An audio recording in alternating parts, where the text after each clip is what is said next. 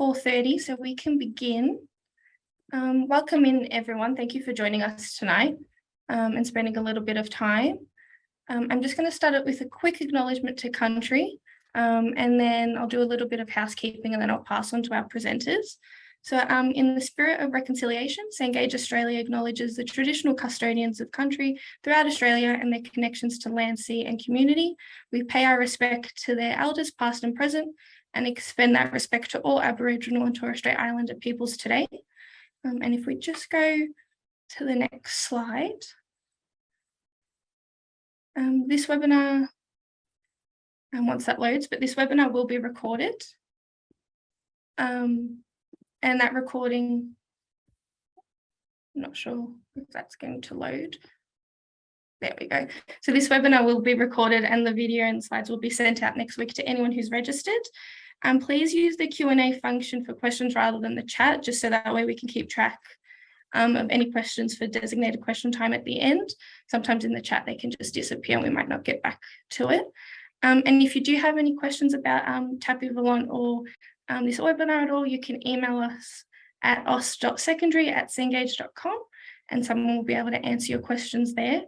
And now I'm going to pass over to our panelists and they're going to kickstart tonight's presentation. So thank you, everyone.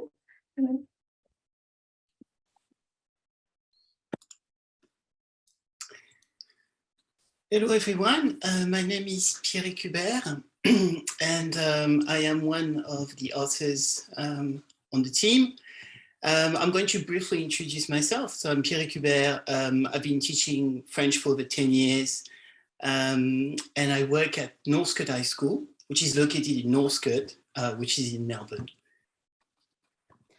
And my name is Ellen Moffatt. It's lovely to see you, everyone, albeit virtually. I am currently working at Wesley College, Melbourne. I'm also one of the authoring team for this brand new edition of Tapis Volant Senior. We're delighted to present it to you all today and share a little bit more about the updates to the new edition.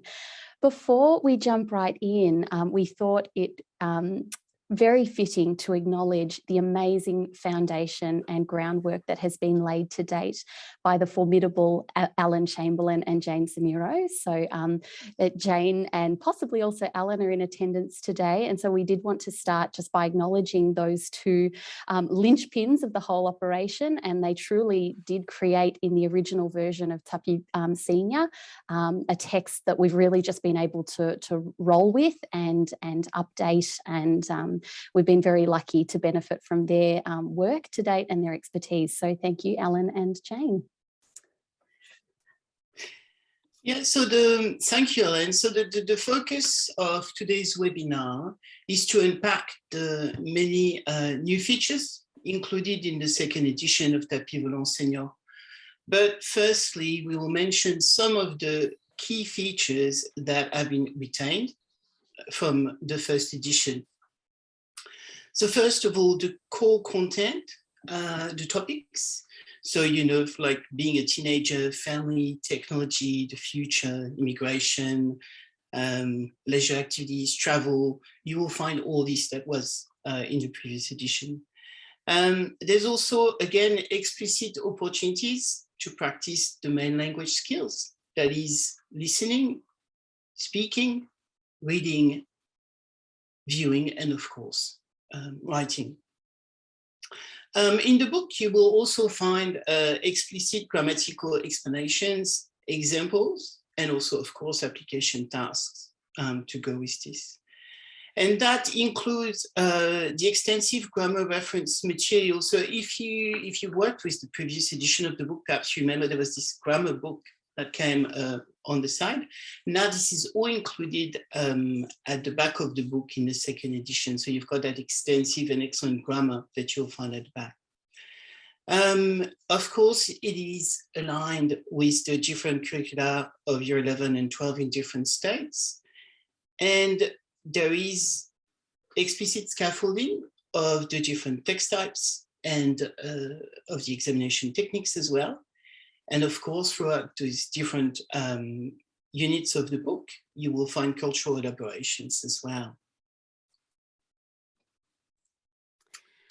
So now we're going to move on to some specific details about what's new and improved in the latest edition of Tapis Volant Senior. And as we do move through each component of the text and what it's offering, we will make reference to really just a small number of ways in which, the new edition allows teachers to cater for a broad range of student abilities and how the text will really equip students well for their final examinations, but also engage them through some really contemporary content. Towards the end of the webinar, we're hoping to unpack also the suite of accompanying digital resources that come alongside the text, and we'll also provide just a couple of tips about how to make the most of these accompanying resources as well. So what's new in the latest edition of Tapis Volant Senior? For those of us who have used the Tapis Volant Senior books in the past, it is great to know that the updated workbook continues to offer a high quality and comprehensive sequence of learning opportunities and a suite of accompanying online materials as well. So not only does the Tapis Volant Senior print title have some wonderful new features, an enhanced structure and also contemporary content as well, but the suite of digital resources is now greatly expanded to include lots of supplementary listening and reading resources that will allow all students opportunities to continue developing their examination techniques, either in or outside the classroom. And we're now going to unpack each section or component of the new Tapis Volant Senior offering, starting with the workbook itself, the print text. So the Tapis Volant Senior workbook still offers, as mentioned previously, so many of the great features that were included in the first edition, including an Unité Zero, a revision chapter at the start of the book, grammar and text type elaborations, as Pierrick mentioned, stimulus images to prompt class discussion. Per unit, there's vocabulary front-loading exercises that kind of gradually increase in complexity and difficulty, and these precede the comprehension tasks in each chapter. But there are some great new additions and some updated features to discover as well. So I'm going to start at the front of the print text and some of the materials, those really rich pages before we even jump into the units themselves that do offer students so much in the way of learning. So at the front of the book, teachers and students will find a really comprehensive grid, a bit of a text types overview that will really unpack what are the features of an article, for example, what are the possible kinds of writing that could be produced when producing an article, what register do we typically use when we produce an article, and what are some of those specific text type features, you know, the visible characteristics of the text type itself. And that grid also actually includes specific page references, so students can easily refer to an example of that text type in context. So that text type overview is very comprehensive and hopefully guides the written production and the development of those writing skills. In addition, we decided to include a bit more information about the most recent spelling reform. Obviously, there's a bit of a mishmash out there in terms of what spelling conventions are adopted and in what contexts. But for those students and teachers who are really wanting to do things by the book and learn more about the spelling reform in France, we do have some summary information there to guide, again, the development of those written skills and spelling.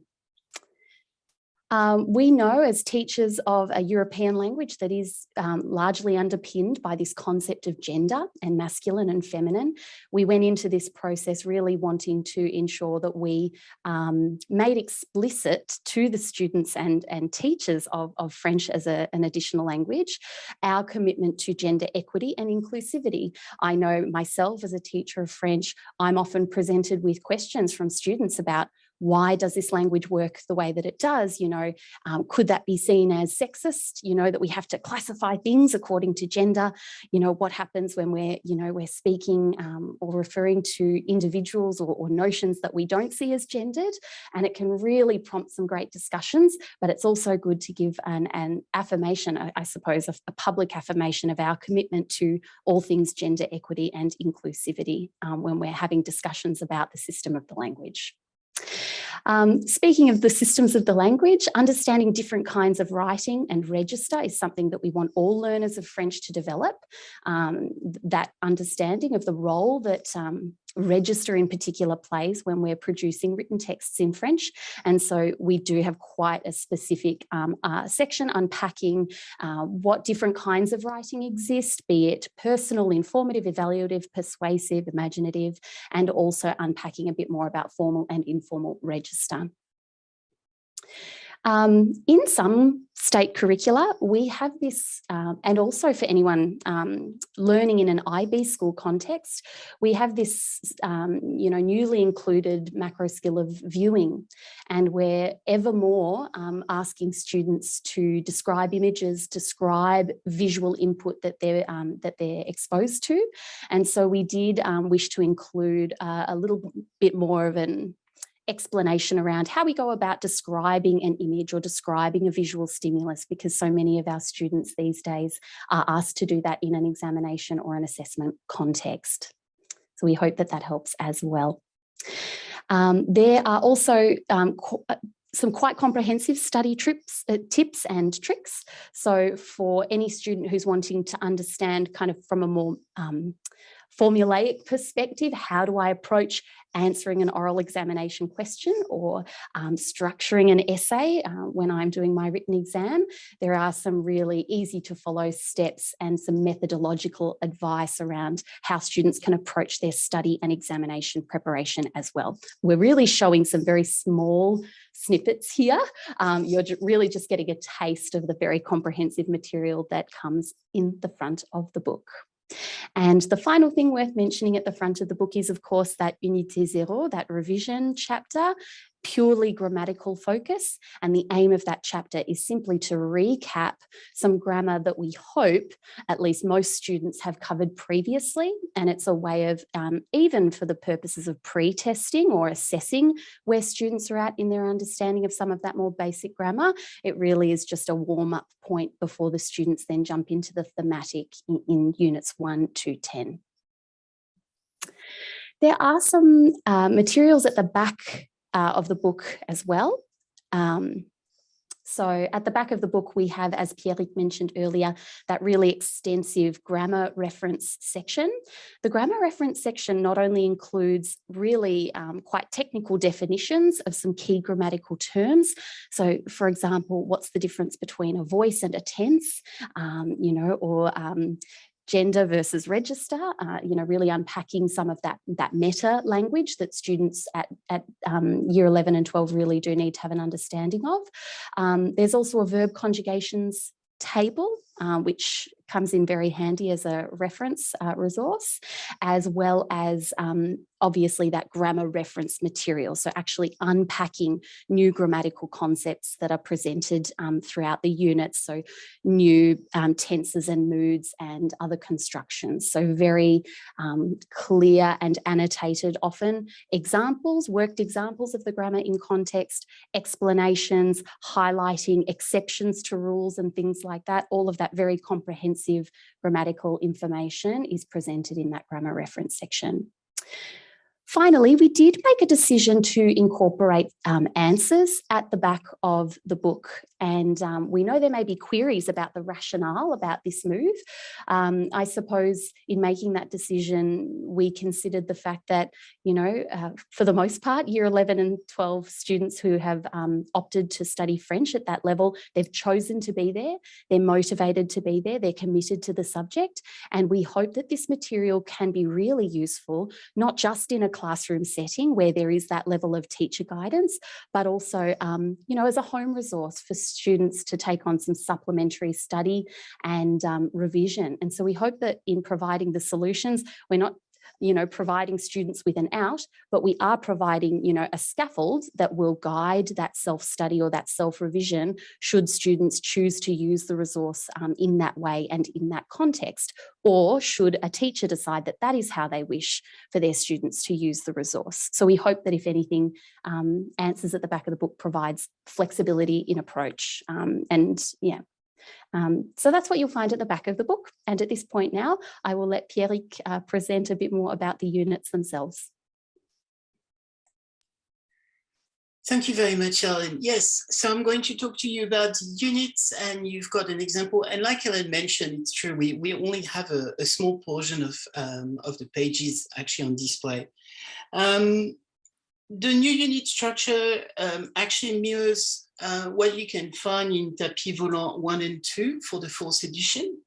And they open with a stimulus, which is an image or a prompt.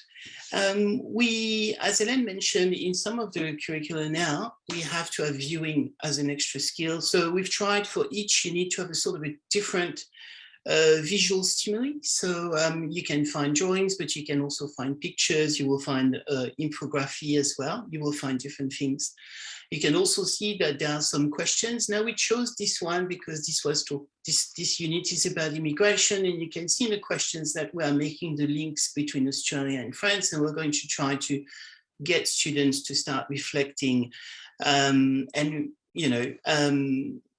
So we want them to have discussion, we want them to appreciate the French language and culture, but also the different perspectives. And I think this one is interesting in terms of perspectives. So we want students to start forming hypotheses about the culture through this first page. We also want, to present some of the language, which they will work with in the subsequent sections. And of course, the first section in this unit that comes after the unit prompt will be the vocabulary section. So the vocabulary section, really the point of this is to scaffold students. We all know that we cannot really produce language if we don't have the words to put in sentences. So of course we are here at a senior level, so we would expect students to already know some of the language. And this is the example that you've got here on the screen. This is about family, and you would expect a year 11 student to have already discussed their family previously. But you can see that the exercises that we're asking them to do presents new vocab, but also ask them to revisit, their previous knowledge. That's also giving you a chance as a teacher to kind of, gauge where your students are at, especially in terms of the vocabulary unit. And that's, of course, also introducing the new vocab that they're going to need in order to understand and produce the text, which then leads to a series of different exercises. So this one is one example. We have another example here that comes from the environment unit. So in the little clouds, you've got different definitions that may relate to or not to environmental issues. I found this exercise quite interesting because it gets, at least my students did, students to discuss and disagree sometimes. So you're already, starting their reflection. And just below that, you can see that we've got a small section with idiomatic expression. So we do want to develop their vocab, and we all know that idiomatic expression is that little thing that you can add, So here we've got idiomatic expression that use nature. And of course, we encourage students to learn them, but also to use them in different contexts, because it does not just apply to the environment, of course. So then once we have done the vocab, we are going to move on to the grammar. So like we've explained earlier, at the back of the book, you will find that comprehensive grammar, but we still want to scaffold the students within the unit. We don't want them to have to turn all the pages and have to go at the back. So we've got that section that you can see here called l'essentiel. L'essentiel, well, that's what's essential. That is what they really need in order to do the exercises. So some of your students will actually find that enough to get started. and they will start the exercise. And at some point they might find, a question that they find a bit more difficult, and then they can refer to the back of the book.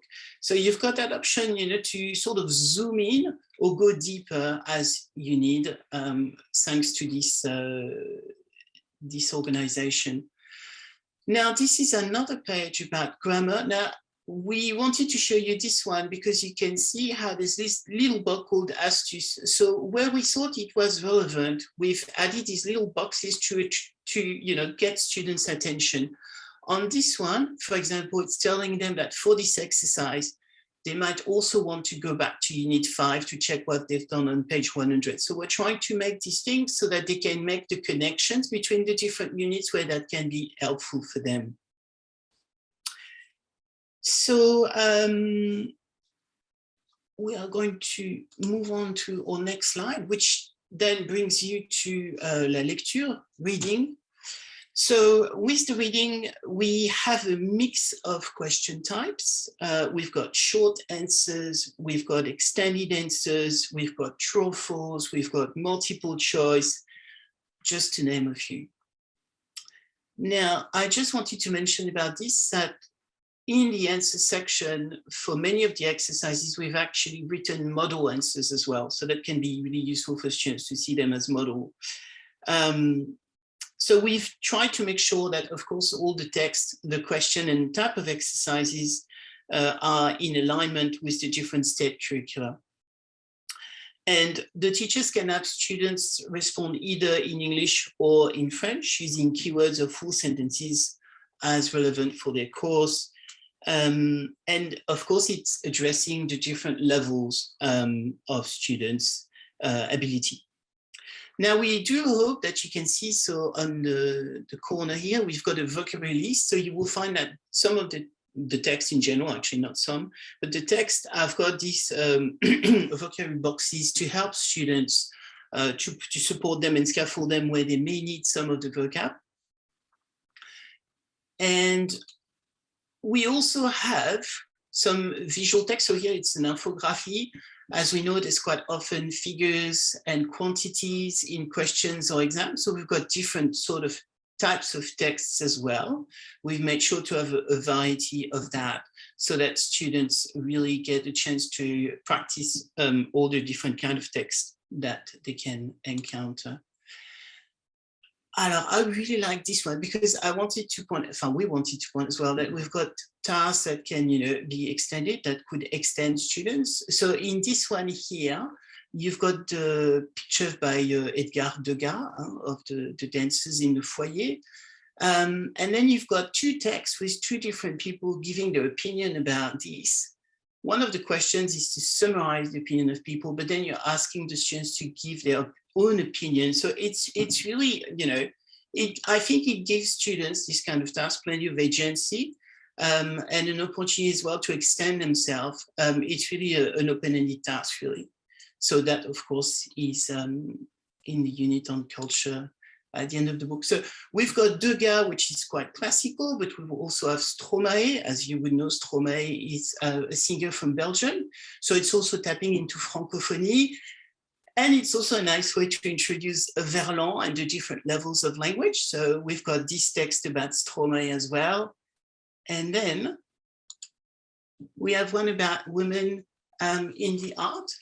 And that one, again, is really interesting because students have to write a court-métrage, a short movie. They have to write the scenario, and they can really research what they want. Again, it's quite open-ended. And I think we think it's really interesting. So that's for the reading. Then, of course, we've got the listening. Alors, the listening, we've got different kinds of listening. This is perhaps more of a classic listening where we listen to a text and there are questions about it and they have to be answered. We also have exercises where you have to read a text and then you listen to an audio and you've got questions that are on the text and the audio. So if you're in Victoria, you'll be familiar now with this type of exercises. Now, I wanted to tell you about the listenings that you can actually download all the listening files from the website. And one of the really, really great features, I think, is once you've downloaded these, you can put them in VLC or whatever you use actually, but you can change the speed.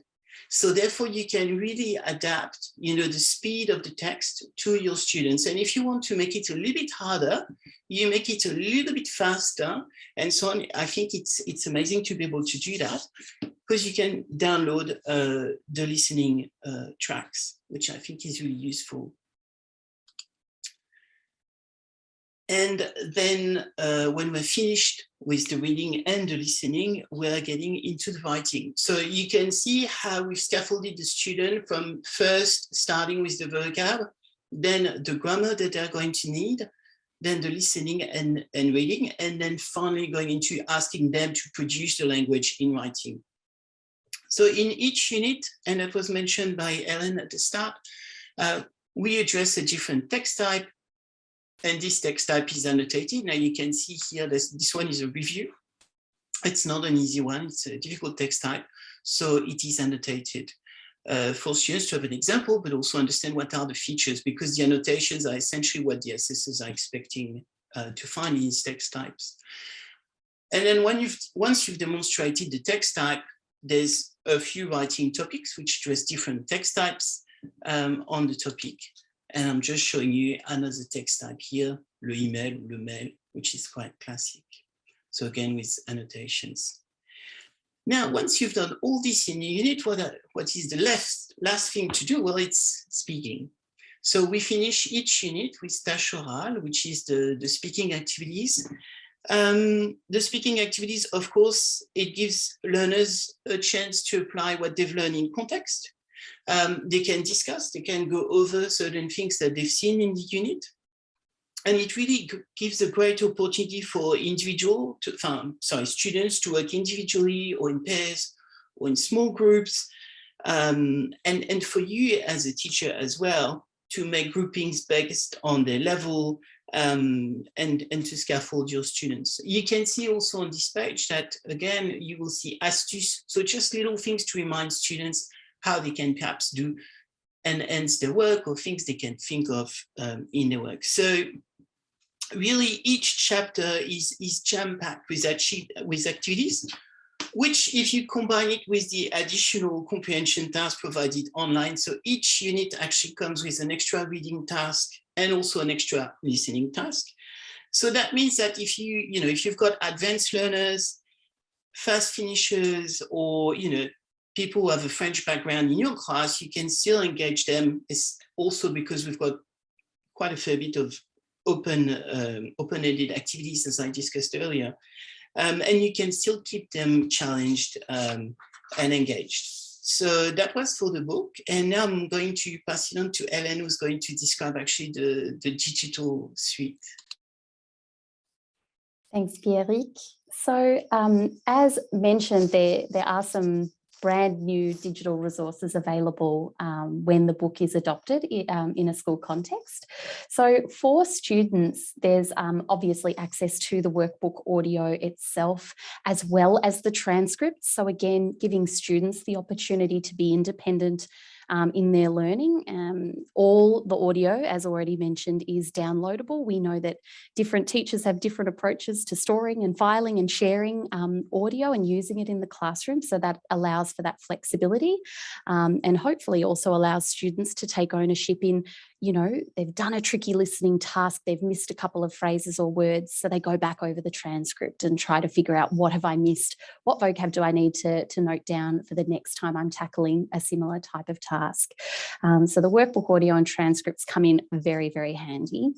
As Pierrick has mentioned, we have the additional listening and reading worksheets, including answers, obviously to assist, whether it's with self-correction or teachers with their correction.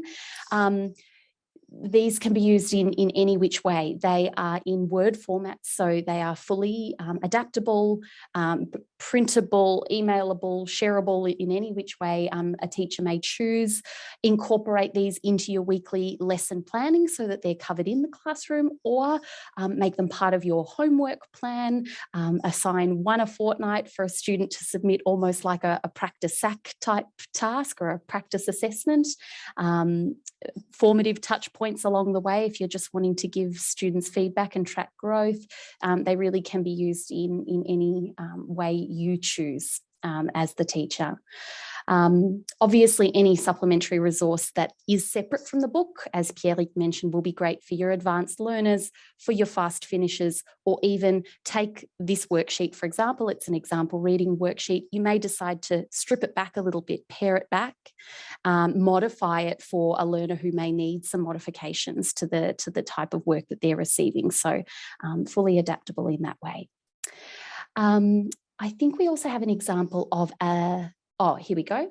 Notes on past state examination papers. So for the HSC, the QCE and the VCE, we will be making available notes and I suppose feedback following each written examination paper from the year 2021 through 2024. So each year, some notes for each of those state curricula or those state exams will be added to NelsonNet so that teachers and students can actually go in and get some further insights into, what were the common pitfalls, what was some advice from that to come out from that examination, how could students approach future tasks of a similar nature when they're looking to approach their written examinations. So we hope that those elaborations do provide just further insights about best practice, effective study and preparation, and hopefully will guide the students' preparation for their examinations and their SAC tasks or their assessment tasks. We've also put together possibly more comprehensive than the guide you'll find in the front of the print text. We've really expanded the methodological advice or the study tips and tricks. We wanted kind of a multi-page resource that's printable or shareable on your LMS that students can look through if they're really wanting the nitty-gritty about how to approach their study and preparation prior to an assessment or an examination, if they're wanting to embed great examination techniques, if they're wanting to practice good exam technique, right up to advice for the day before the exam, how they really should be approaching that final preparation. So we really hope that this level of detail will help those students who really want to go above and beyond, and may hopefully also guide teachers in the way they're preparing their students for their examinations. And finally, among the student resources, we have quite a comprehensive list of online materials, including web links, materials that are beyond the NelsonNet kind of context, really to be a springboard or a launch pad for students who are looking for other places to go online to find great, authentic revision and practice opportunities. So they're categorized by macro skills, so students will be able to find helpful listening links, reading links, vocab, grammar, and things like that. So we hope that those resources prove useful, again, to those students who want to go above and beyond and do lots of varied revision. In addition to all of those student resources, the teacher resources include a few additional items. So teachers, regardless, have access to the entire suite of the student resources I mentioned earlier, all of the workbook audio, transcripts, notes on the exams. However, teachers will also have access to some practice examination papers. Once again, we have prepared these for the HSC, the QCE, and the VCE. The exam papers will include audio, transcripts for all the audio, and the marking schemes for those papers. Saves a lot of teacher preparation time, especially those of us who are in states where the study guide has been, or the study design has been fairly recently updated, and we don't have stacks and stacks of ready-made practice exam papers at our disposal. So here's just an example from one of those papers. I think this has come from the VCE paper for this year. The good thing to know about the practice exam papers is there will be one added to NelsonNet per year So obviously there'll be exams available for this year, but in 2023, 2024 and 2025. So for the next few years, a new exam paper for each state curricula, HSC, VCE and QCE, will be made available in those years. In addition to the practice exam papers, we've also ensured that to make teachers' lives a lot easier, we know that in our own individual contexts, we have certain parameters we have to work within in terms of documenting how our units align with the relevant state curriculum. This grid, again, it's been created to align with the New South Wales, the Queensland and the Victorian curriculum. Hopefully this saves you a lot of time because you'll be able to evidence this unit aligns with this part of our study design or this part of our course or this part of the certificate. So hopefully that saves you a little bit of planning time as well. Just a note on the practice exam papers and the curriculum grids that have just been shown. These will be accessible to schools who adopt the book across a class. So they won't necessarily be available if one copy of the book is purchased as a one-off kind of reference material, but certainly if it's adopted across the class, teachers have access to those materials. I think we're coming through to the end, Pierrick. So shall I pass back to our lovely engaged team? Yep, yes, Sophia. yes. Thank you so much, Ellen. Pleasure. My name's Sophia Burton and I'm a senior learning consultant in New South Wales. Just to give you some information about pricing there for the Tapis Volant Senior Workbook, it's $54.95. And as Ellen did mention, teacher resources are available if a school purchases either a class set of the books, and that could be 6 students or 2 students, just as long as every student has a book. That's our stipulation. And obviously, if the book then goes onto a book list, if you're a book listing school, that will entitle the teachers within your department to gain access to the online teacher resources, which Ellen has just told us about. So yes, so $54.95, and it's now available to purchase. Next slide, I think. Just a little bit of pricing for the VCE, French, A+ French study notes and practice exams. So this is a series that was out last year, and these don't have any online component to them, but they are available each for $39.95. This is a really great additional practice for students that are, that are sitting for the VCE exams. And then next slide. To gain access to these teacher resources, please reach out to us via the customer service at Cengage, or if you know your learning consultant, please contact any of us directly, and we can get you set up with, with the online teacher resources and get you started as soon as you've made the decision to purchase the books. Thanks so very much.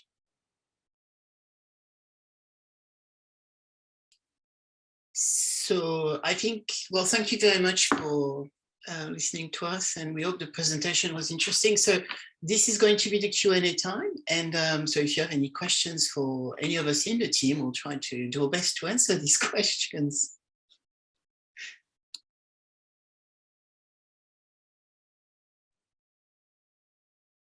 There are a couple currently in the Q&A, but I think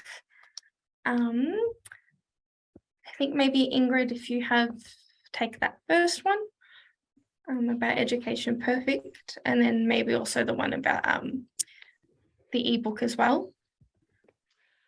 No, vocab has not been paired with EP. We don't actually have any consolidated vocab list. We decided to use small glossary boxes, French to English, at point of need with the reading and the listening texts for quick comprehension. As for an ebook on Nelsonet, no, there is not. It really is a practical workbook that students use for their own reference and practice and revision, and we have not provided PDFs or anything like that for projection in the classroom.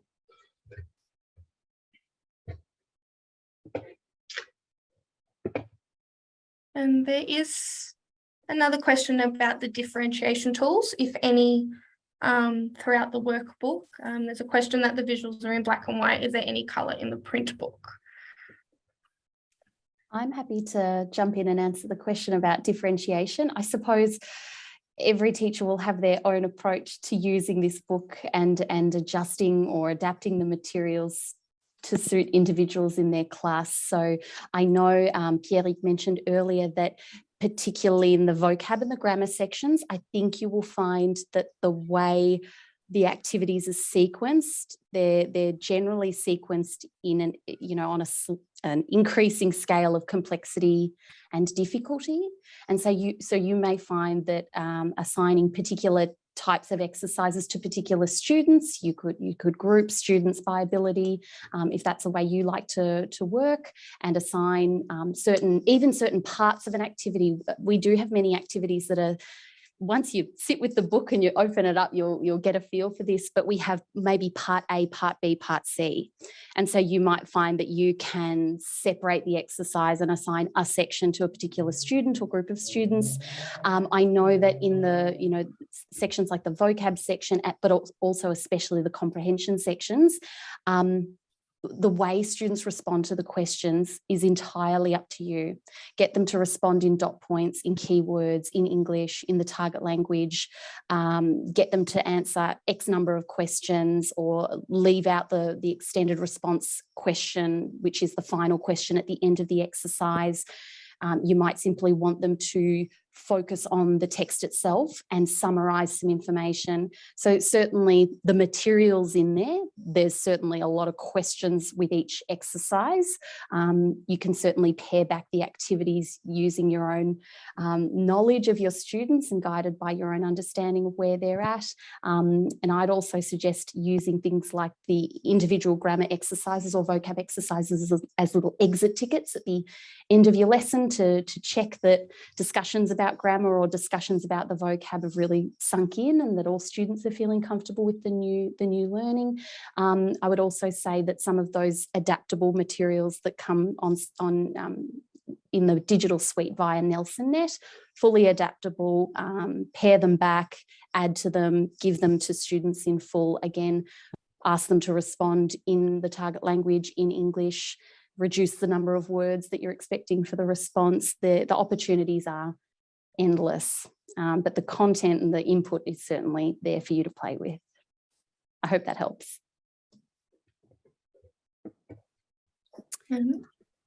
There's one more question. Are the answers to the practice exams printed in the back of the book as well, or is there a separate marking scheme? No, we haven't given the mark schemes to the practice exams in the book. We didn't want to go that far, but certainly that you'll find students won't have access to the practice exam papers. Only you as the teacher will have access to those practice exam papers, because we know that you might want to hold those back until a particular time of the year.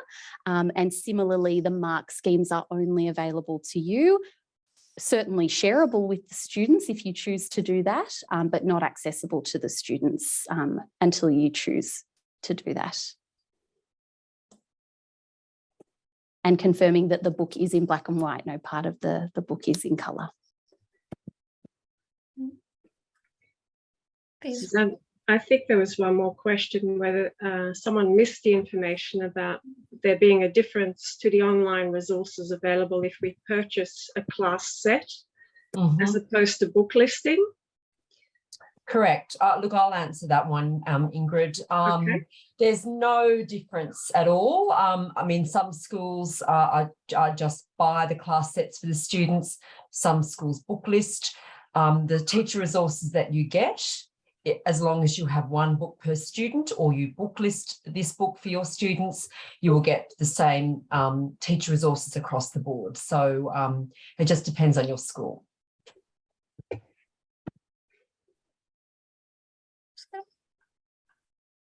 Another question about whether this is available in box of books through books. It won't be, no.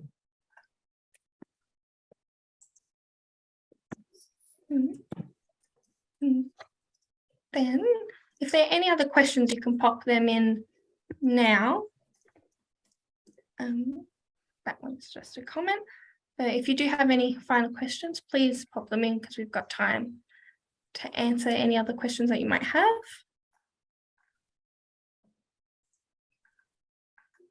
Or maybe wait another minute, and if there's no other questions, there's one question about whether if I have a small class of 9 seniors, if I purchase a set for them, will I have access to teacher resources? That's yes. Absolutely, yeah. Doesn't matter how small the class is, as long as each. Someone's asked if a copy of this webinar will be available. The recording is usually sent out within 7 days. It's typically a lot quicker than the week. So this will be sent out to anyone who's registered.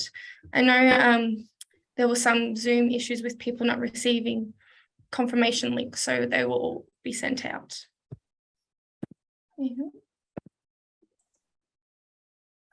There's a question there whether if we were to purchase only one book to start with, what online resources we will have access to.